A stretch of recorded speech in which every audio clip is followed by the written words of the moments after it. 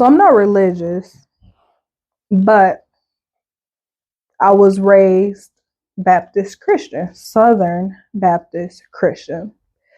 It made me feel isolated. It made me feel negative about myself. It made me feel judged. It made me feel depressed in general. So I decided that I no longer wanted to associate with that or any specific religion. I realized that there is some truth in religion. So that's what I spend my time doing, just picking out. I'm a Scorpio by the sun, mixed Scorpio, but I ain't telling y'all that. Picking out all the similarities, because I know that if it's a similar piece there, then there's some truth to it. So that's what I do in my free time. I do believe that Christianity was pushed on my ancestors as a means to control them during slavery. And after a few generations, my ancestors mixed their religious and spiritual practices with Christianity and began to use them as their belief system. Unfortunately, it's been demonized. Our spiritual practices can't be controlled. So, of course, it's demonized. That's how they do. I want to talk to you guys just about venerating them. I know I go more detailed into that first episode, how it's the first step in spiritual practices to heal ourselves because it heals our ancestors. It helps them in the spiritual realm, which in turn they help us to heal. It makes them feel lighter. It makes us feel lighter, less controlled, less depressed, more connected to God and the divine, and more able to feel liberated and free as a person of color. Mm-hmm. Our ancestors would not want us to feel trapped. They would not want us to feel sad. They would not want us to be feeling lack, to feel like we don't have, to feel like we don't fit in. And in this world that doesn't fucking understand us, I think that this is important. I agree. I know that this message is powerful. I know that it's meaningful. And I hope that this has a big impact on you. I know that I screamed a little. I know that I was kind of yelly just because I'm very passionate about this. I don't like arguing with people. She doesn't like arguing with people. Like I do not. Yeah. Whew, child, my brain go to Dory instantly. I don't forget what the fuck I said. I forgot what we talking about. Spirit will not allow me to argue with people. I'm not good at it. I wasn't supposed to be a lawyer. I'm not debatable. Like I said what I said. You can say what you want to say after that. It don't matter. But no, the reality, like in addition to that, I think it's important that we understand in order to heal, to get to a place where, and it's not everybody, but it's most of us. We need to understand that we have to heal our ancestors, right? So if you're feeling sad, you're feeling depressed, you're feeling alone, you're feeling like there are people who don't necessarily understand you. If you're feeling like, just frustrated with your day to day, it's crazy because it's not all about, a lot of times people associate it with, not having, right? But it's a lot of people who have, might be driving a nice car, living in a nice house, have a good job, bringing in a bunch of money, but you still broken. It's the type of people, the number of people that walk through the doors of this building who are broken and walk out of here feeling renewed, who keep coming back because of the energy and start getting into their own spiritual journey. And, a lot of people are starting their own practices, after, realizing, okay, this is good, right? Yeah. This is good. And, then they come back, well, people are judging me. People are saying this and saying that. Well, they're not right because you feel good, right? Yeah. It's like you go to church on Sunday, you feel good, and then you leave church, and next thing you know, you're fighting with everybody. You got, Sister May judging you because blah, blah, blah, or judging somebody else, all this gossip and all this nastiness. Like, but in that moment, you feel good because you're connecting with, your higher self and with God, the universe, the source. You connected. but that's in that moment. Why can't you have that moment all the time? Yeah. Because you are connected. So it's an invitation for everyone to plug into the source. And that starts with honoring and respecting those who came before us and beginning to figure out where your spiritual journey is going to take you. Where do you want to go on your spiritual journey? And the other things will come with it. Yeah. You know, the happiness, the fulfillment, the peace, just the peace. The peace is an amazing thing. Not letting everything get to you. Some people are always so on edge, right? Man. You know, you always see people in these yoga poses. I'm looking around this room right now. Looking around this room right now. If you ain't never been, you ain't been here. But she has like all these different images of, you know, beautiful brown women with their legs crossed and just being at peace. At peace, and that's I was sitting with my legs crossed earlier. You know, at peace.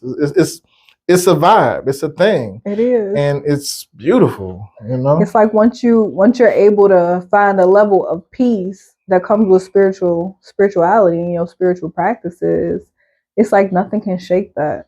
Like, I don't know if y'all was listening when I said that I can see things from all perspectives earlier, but I really truly can, and that's not just a me thing. That's something that everybody can do. It's like once you learn that everybody that you encounter is a reflection of you, like they're a reflection of who you are and where you come from, it's easier to be able to see things that way. Being a Reiki master teacher, like I've obtained this level of peace and understanding that I don't think I would have been able to without just really internalizing the values, like compassion for all living things, bro, like every living thing, including myself. But it's like once I realized that I come from people that were resilient, people that survived things that killed others, like just the strength behind not only the women, because I know I always put emphasis on the strong Black women in my family and the strong women of color in my family, but the men, like, it's incredible. It's like I feel blessed to be in my bloodline. I feel honored to take on the fight that nobody else was willing to take on. I feel empowered behind it. It feels good to know that it's liberating. It's incredible. And you don't have to say, okay, well, I'm gonna turn to spirituality and I'm not gonna, read the Bible anymore. We still read the Bible. Yeah. I literally do bibliomancy, which requires me to go to my altar every day, ask God, the source, God, not my ancestors, God, the source, what am I supposed to be doing, or what message do I need to hear? And I close my eyes, I breathe on it, I meditate for a second, and then I open up a page, and that's the message. It's always fitting. It's always right on point.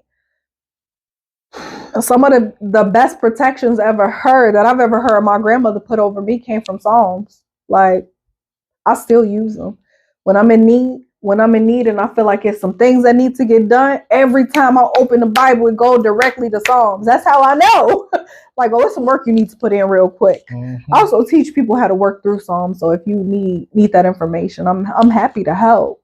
Like, I'm happy to help with that. Oh, sure. My ears ringing right now. Man. So this message right here is to the pastors. Stop teaching hate. Man, lead with love. Stop teaching judgment. Stop, because you're pushing people away. You are. You're pushing people away. And I'm not saying that everybody's just trying to line their pockets, but a lot of pastors are trying to line their pockets. The fact that you sitting up there telling everybody that they need to finance your new Cadillac is crazy to me. Crazy. But, you know what I'm saying? Shepherds lead sheep, right? But with that said, like, teach compassion, right? That's what we're supposed to be doing. Love. Teach compassion. That's what Jesus did. Man. Right? So teach compassion and also acceptance.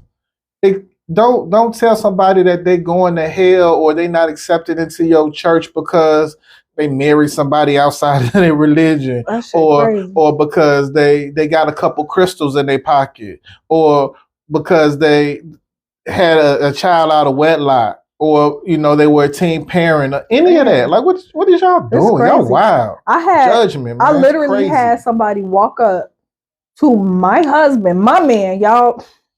Those who know, I don't play about him. Like, I might play with him, but I don't play about him.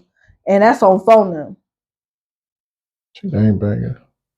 I ain't a real gangbanger. I'll take it back. Anyway, walk up to him, lost in the sauce, because of course she was drunk, and that bring in them lower vibrations. Oh, I didn't know what she was on. Walk up to him and grab him by his crystals and say, "Oh, Hattie's gonna protect you." And I was confused by what she was saying, but my reaction was simple. It was because you touched him and I knock your ass out. It's simple. Protection, baby. Like, that's how I roll. Like, later on the night, it came clear what she was saying. Oh, God, Jesus, blah, blah, blah, blah, blah. I'm against these crystals, blah, blah, blah. Like, Jesus got my back.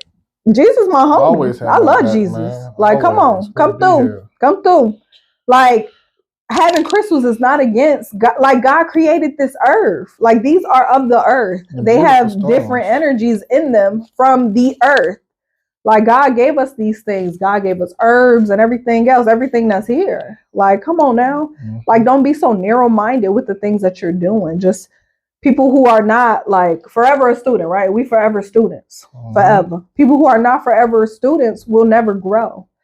By saying things like that, that's so simple-minded and just being so closed off to things just because your pastor said it for the week. It's like, do your research, do your own study, like, vouch for yourself. Like, don't just openly just accept the things people are telling you, including myself. If I'm saying something to you, if he's saying something to you, do some research. Like, don't ever take what anybody ever says to you as gold. I don't do that. Me, he sure don't. If I say something to him, he'd be like, hold on, let me look it up. I'm like, Chad, you ain't gonna do shit but see I'm talking to, because I ain't saying whatever, do your research. But it's true. I'm a knowledge person. It's very true. And you should Information got to be correct. That part. You should always do that. Do your own research on the thing. So although we're telling you to do this, make sure you do your own research. Make sure you go within. Thanks. Grandma used to drop down on her knees. She didn't call it meditating. She called it praying, right? We do the same thing. We pray. We go within. Because once you go within, you connect directly to the divine, to source, to God.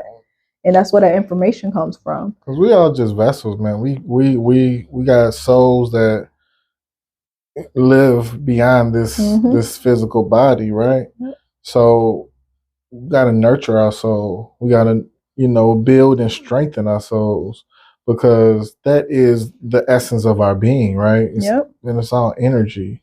So we got to, figure out how to do that the right way. Not saying your body's not important. Your body is, that's what we know, right? We're in this physical plane. That's our bodies. That's 5 fingers, 5 toes. You know what I mean? And, if you're lucky. But we have to, be able to understand, like, it's, and you know it. That's why you tuned in right now. It's more than just this physical world that we're in.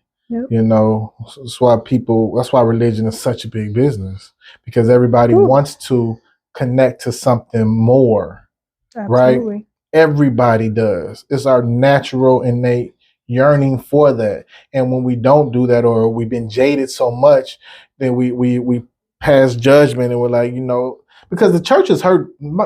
All the churches have hurt people. The higher ups in the churches have hurt people, whether it be, the Catholics and the molestation, which is crazy, or, the pastors and the having 5 baby mamas in the church, or whatever it might be, or the Protestants in Utah with, the daughters who's also their wife, and all this crazy stuff. Like, churches hurt people, and people are not okay with it, but we act like we are. Well, people act like they are. So it's okay to not necessarily want to be around that, but still go within yourself and find that connection. And it might be through yoga. You know what I mean? It might be through breath work. It don't have to be through yoga. It don't have to be through breath work. It could be simply by going within yourself. Facts. Us being here is simple to assist you on your journey. It's not about the money for us. It's not about the financial aspects. It's not about hurting anyone. We love you genuinely, and we want you to be able to live your best life, whatever that looks like to you. That's right. Whether that means corporate America, whether it means meditating and yoga, whatever it looks like for you. We want you to start your journey on the right foot and keep it there. Keep it on the right foot. This might be what you want to do. Mm-hmm. It's like not all love and light, but for the majority of the time it is. We cry sometimes. We get angry too. People try to hurt us. People coming at us all consistently the time. But at the same time, we try to be gracious. Truth of the matter is, we are in the spirituality business. Yep. And with that being said, we're trying to be the best that we can be, because it's a helping business. It is a healing business. It is a business where people come to you sometimes in their most vulnerable, open moments. And it's a lot to take on. Sometimes, my wife have a session and she just needs fresh air after that, because it'd be a lot to take on. We're energy workers, we're light workers, so we're picking up other people's energy. So it's always good to be able to understand what comes with this, if this is something you want to get into, but also understand that this is something that is not necessarily, like you said, all love and light. Even though that's what we spread and pass on to others, but we're taking in a lot so that other people can put themselves back together. Yeah. So you want to start to do the work. We have a shadow work journal that's coming out real soon. It's been written for years now. It's been written for years. We did just release one of our books that we wrote 3 years ago. Mm-hmm. It's available on Amazon. Manifest your future, manifest your wealth. We said it at the same time. Manifest Your Future, Manifest Your Wealth is available on Amazon. We got our Shadow Work Journal coming out soon. We got Grandma's Manifestation Cookbook that's coming out real soon. It's also a journal. And my meditation book. And Love's Meditation book, which is amazing. And those are just some books. We got some courses that we're gonna start bringing you courses for individuals who want to possibly get into this work, or already in this work and want to figure out how to monetize it better. We have courses that we're already prepared, and we're going to start doing workshops and webinars around that as well, because it's time. It's time. We've been sitting on this for a long time. We've been doing this for quite some time, and we're successful. Absolutely. We're in our own business, like we're in our own store with a bunch of kids. Remember, y'all used to listen to the episodes, kids running around in the background and screaming. You don't hear them right now, do you? Because they're at home. They ain't at home. They're at home. We don't live in our store. No. They're at home with the nanny. Manifested that. Yep. And it's a beautiful thing. It's a beautiful thing. And the fact that we're able to help people it's amazing. And do whatever it takes to help you help people, if that's what you want to do as well. Absolutely. You can still book me for sessions. I'll still do sessions. I'm on call right now because of some incredible things that just happened. In addition to my classes, so I'm teaching everything I know I teach. So if you want to learn mediumship or tarot or freaking Reiki or meditation. Like, I teach everything that I know. There's a class for that. There's a class for everything I do. Mm-hmm. So if you want to go ahead and sit in a session with me so that I can teach you, the classes vary from months. I always work with your schedule. We can do it one-on-one or we can do it in a group session. Mm-hmm. It's your world. We also do corporate events, healing parties. Think about that. Have a healing party at your home. That part. We got a team. Mm-hmm. We got a team we could bring out and have a healing party at your home. Get some answers to some questions. Have a good time. We do that. Yes, it's lit. It's a lituation. Yeah. And we spiritual AF. That stands for spiritual as fuck. Absolutely. And funny. So I do want to grab my card so I can do a quick pull for y'all. Hold on. So I'm going to use this amazing deck just to get a message across for y'all that y'all need to hear. And this is for the collective.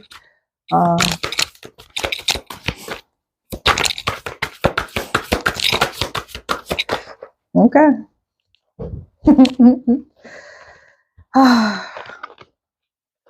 So this one is all about that inner child work, that healing. I feel like it's in total alignment with what we're discussing today, which is venerating your people. I think that once you venerate them, you're able to do the shadow work and do the self-healing, but you need to honor your child. Focus on your inner child's needs. Is your inner child afraid or in need of more playtime? Cherish this precious being within you. My favorite thing to do is close my eyes, imagine myself walking up to my old house, seeing myself playing alone, and in that energy, grabbing her by the hand, giving her a hug and a kiss, telling her I love her and she's strong, she's powerful, and she's beautiful. And despite what everybody's telling her, she is going to be great. And then I snatch her ass up out of there and bring her back here with me because that's where she belongs. She belongs here. I used to not play with other people's kids, but now that I have my inner child with me, I'm able to play. I'm able to be youthful. I'm able to have fun. So